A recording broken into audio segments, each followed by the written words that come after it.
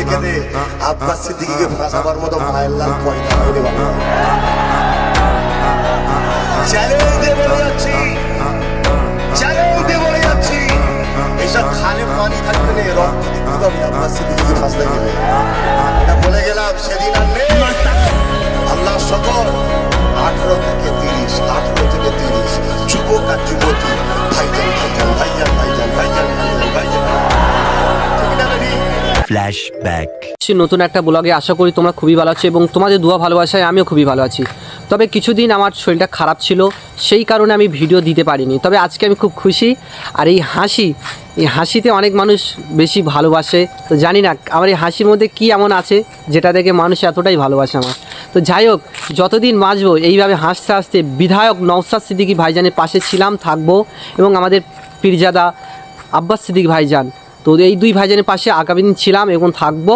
তো আজকে আমি বার হয়েছি আলাকুইলিয়া মাঠপাড়ায় পীরজাদা আব্বাস সিদ্দিকী ভাইজান আসছে। তো ওখানে গিয়ে পুরোটাই তোমাদের দেখানোর চেষ্টা করব। যে যেখান থেকেই দেখছো ভিডিওটাকে বেশি বেশি করে শেয়ার করো। আর এখনও পর্যন্ত যারা ইউটিউব চ্যানেলটাকে সাবস্ক্রাইব করেনি সাবস্ক্রাইব করো। তো চলো ওখানে গিয়ে কী হয় না আপনাদেরকে পুরোটাই দেখাবো, ফুল ভিডিওটা দেখতে থাকো। A few moments later. আজকে আমাদের প্রিয় পীরজাদা আব্বাস সিদ্দিকী ভাইজান আসছে। তো খুব খুশি, ভাইজানের কাছে যখনই যাই তখন খুব খুশি। তো আমার এক পরিচিত বন্ধু, যাকে তোমরা সবাই চেনো কম বেশি, কেমন আছো? আলহামদুলিল্লাহ, খুব ভালো আছি। তো তুমি কেমন আছো বলো? আমি আল্লাহর রহমতে ভালো আছি, তবে শরীরটা একটু খারাপ। না তুমি আজকাল খুব স্টোরি মারছো, খুব স্যাড স্টোরি মারছো, এই বিষয়টা কেন? সত্যি কথা বলতে আমার শরীরটা খারাপ। এবার তোমরা ভাবছো হয়তো আমি অন্য কিছু, আমি তো ভাবছি যে অন্য কোনো কেস আছে, সেই কারণে এরকম করো। বিশ্বাস করো, জানি না কি ভাবছো না ভাবছো, তবে যেটা সত্যি সেটা বলছি, আমার শরীরটা খারাপ। এবার তুমি ভাবতেই পারো আমি অন্য কিছু হতেই পারে, স্বাভাবিক। এই যে ভিডিও করছি, তুমি আমার চোখের দিকে হয়তো দেখে বলছো যে তোমার কিছু হয়েছে। হ্যাঁ, সেটাই তো আমি বলছি না। শরীরটা খারাপ যদি থাকে নিশ্চয়ই আমার কষ্ট হবে, খেতে পাচ্ছি না, কি করবো, সমস্যা হতেই পারে, ডাক্তার দেখাতে হবে। তো যাই হোক, এই বিষয়ে কিছু বলতে পারবো না। তোমার যদি খারাপ লাগে সেটা তোমার ব্যক্তিগত ব্যাপার। তো আমি এতটুকু জানি তুমি আমাকে ভালোবাসো, আশা করি কোনোদিন আমার সঙ্গে বেইমানি করবে না। তো যারা বেইমানি করে তাদের বিচার আল্লাহ করবে, তাই না? একদম। আমি যদি তোমাকে আজকে যদি বলি বাবুসোনা ভালো, কালকে যদি বলি খারাপ, তাহলে কি হলো? আমি তোমাকে বেইমানি করলাম, তাই না? তো আমি চাই না কেউ আমাদেরকে সব কথা বাদ, আমি করে শোনো, তুমি কিউএনএ ভিডিও কবে করছো সেটা বলো। আমার তোমার অপেক্ষায় কিউএনএ ভিডিও কবে করছো, কিউএনএ ভিডিও সেটা বলো। কিউএনএ ভিডিও করবো যদি 8000 সাবস্ক্রাইব এই 1-2 মাসের মধ্যে কমপ্লিট হয়। 8000 সাবস্ক্রাইবার হলে আমি খুব তাড়াতাড়ি কিউএনএ ভিডিও আপলোড করব।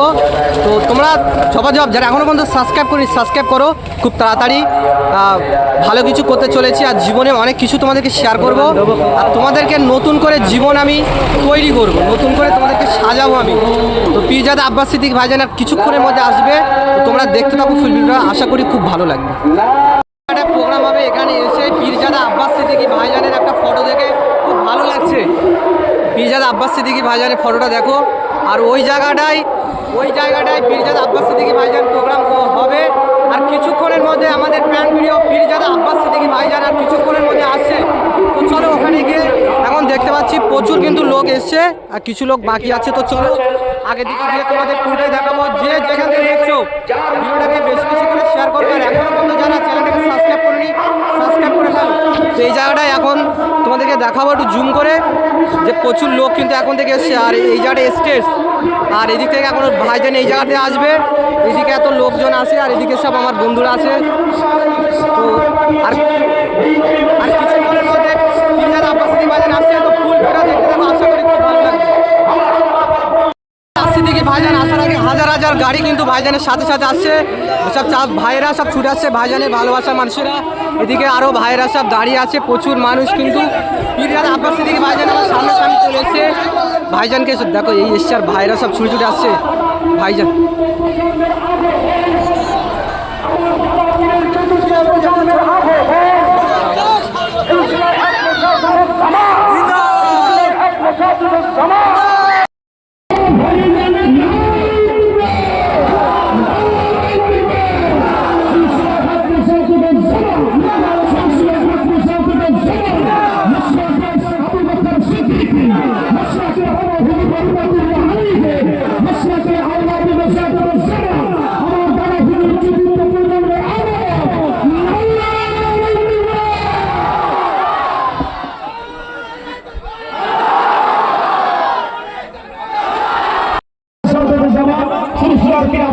সিদ্দিকী রহমাতুল্লাহ আলাইহি, আমার দাদা পীর রহমাতুল্লাহ আলাইহি চতুর্থ প্রজন্ম ভাইজান হুজুরকে বরণ করলেন। নারে তাকবীর, নারে তাকবীর, সিলসিলা হক মাসাজিদুজ জামা, নারে তাকবীর।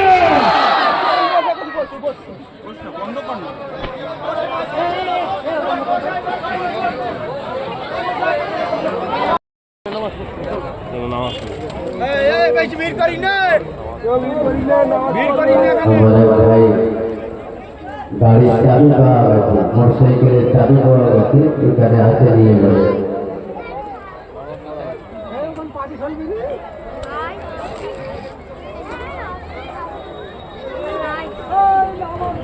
জনগণ তাকে সুযোগ দিয়েছে, জিতিয়েছে, এই জনগণের জন্য সে প্রকল্প করেছে, সেটা তার এমন কিছু মহান কৃতিত্ব নয়।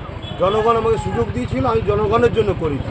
সে তো আর ঘর থেকে গাঁটের পয়সা দিচ্ছে না, দেশের রাজকোষের টাকা জনগণ তাকে রাজকোষের ফান্ডের দায়িত্ব দিয়েছে, সে সেখান থেকে খরচ করছে। কেউ যদি বলে দেবো না, তাহলে উচিত হবে জনগণের তাকে সরিয়ে দিয়ে এমন কাউকে নিয়ে আসা যে দেবে আগামীতে। ওই দলেরই নেতারা দাবি করছে উনি ভাঙড়ের কেউ নয়, কিন্তু ভাঙড়ে একটা উস্কানিমূলক বক্তব্য বারংবার দেখা যাচ্ছে। কি বলবেন, ভাঙড়ের মানুষের জন্য কি বার্তা দেবেন? ভাঙড়ের মানুষ শান্তিপ্রিয় মানুষ, ভাঙড়ের মানুষ সব বোঝে, ভাঙড়ের মানুষ সর্বসময় জুলুমের বিরুদ্ধে থাকে, ন্যায়ের পক্ষে থাকে। ভাঙড়ের মানুষ সুলতান আসগর আলী হুজুরের রুহানি বাচ্চাইরা, এরা সব বোঝে। ভাঙড়ের অন্য ধর্মের মানুষও যারা আছে তারাও শান্তিপ্রিয় মানুষ, এরা মানব বন্ধনে জীবনে মিলেমিশে আছে। সেই ঐক্য ভালোবাসা যাতে অটুট থাকে আগামী দিন, সেটাই আহ্বান জানাবো। আপনারই ভাই নওশাদ একটা সভা করেছিল শহীদ মিনারে, আর শওকত মোল্লা চ্যালেঞ্জ করেছে যে ওই শহীদ মিনারের বেশি লোকজন শহীদ মিনারে সভা করেছিল, আর সেই সভার চ্যালেঞ্জ নিয়েছে শওকত মোল্লা। আজকে সভা করেছে, বলেছে নওশাদের থেকেও আমি বেশি লোক জড়ো করবো, না করলে রাজনীতি ছেড়ে দেবো। কি বলবেন?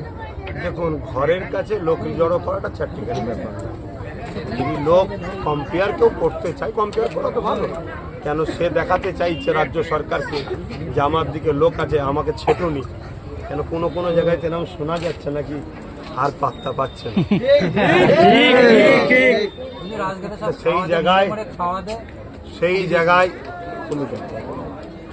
সেই জায়গায় আমি মনে করি যদি কেউ কম্পিটিশন করতে চায় শহীদ মিনারেই ডাকুক, তাহলে বুঝে যাবে ছাপাচ্ছে কিনা, আর না হয় ব্রিগেডে ডাকুক, তাহলে বুঝে যাবে। তবে এতটুকু আমি জানি, নওশাদের অত ঘাটে তেজ নেই যে কাউকে গাড়ি ভাড়া দিয়ে নিয়ে যাবে। আমি ওকে ছোট করছি না, আমার তো ছোট, বড় হিসেবে বলছি। আমি ওকে দিই, ওর মানে এইসব পার্টিতে চলে, ও যেটুকু মাইনে পায় ওটাও পার্টির ভিতরে দিয়ে দেয়।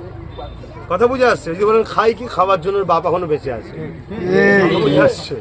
সেই হিসাবে কাউকে না দিয়ে যদি মনে হয় একটা চ্যালেঞ্জ কেউ নিতে চায়, নিতেই পারেন, লিখ না।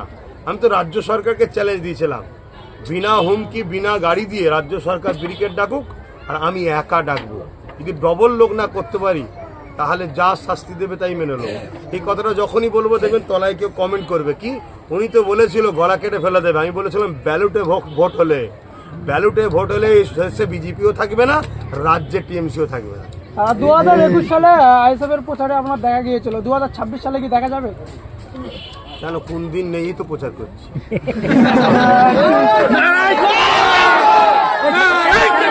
তো বন্ধুরা দেখলেন ফুল ভিডিওটা, আশা করি খুব ভালো লেগেছে। তবে একটা জিনিস খুব ভালো লাগলো যে পীরজাদা আব্বাস সিদ্দিকী ভাইজান একটা কথা বলেছে যে যখন দুঃখ আসে তখন আপনজনেরা কেউ পাশে থাকে না। তবে এটা বাস্তব, পীরজাদা আব্বাস সিদ্দিকী ভাইজান যেটাই বলে বেসিক্যালি সেটা কিন্তু সত্যি হয়ে যায়। বাট আমি এটা বুঝতে পারি না যে ভাইজান আগে থেকে অ্যাডভান্স কীভাবে জানে বা কীভাবে বোঝে, এটা আমি জানি না। তবে ভাইজানের কথা কিন্তু একের পর এক সব মিলছে। তবে খুব ভালো লাগে পীরজাদা আব্বাস সিদ্দিকী ভাইজানের, আপনাদের অবশ্যই ভালো লাগে। তো বেশি কিছু বলবো না, ভিডিওটাকে একটু বেশি করে শেয়ার করবেন, আর আমাদের চ্যানেলটাকে যারা এখনও পর্যন্ত সাবস্ক্রাইব করেনি সাবস্ক্রাইব করবেন।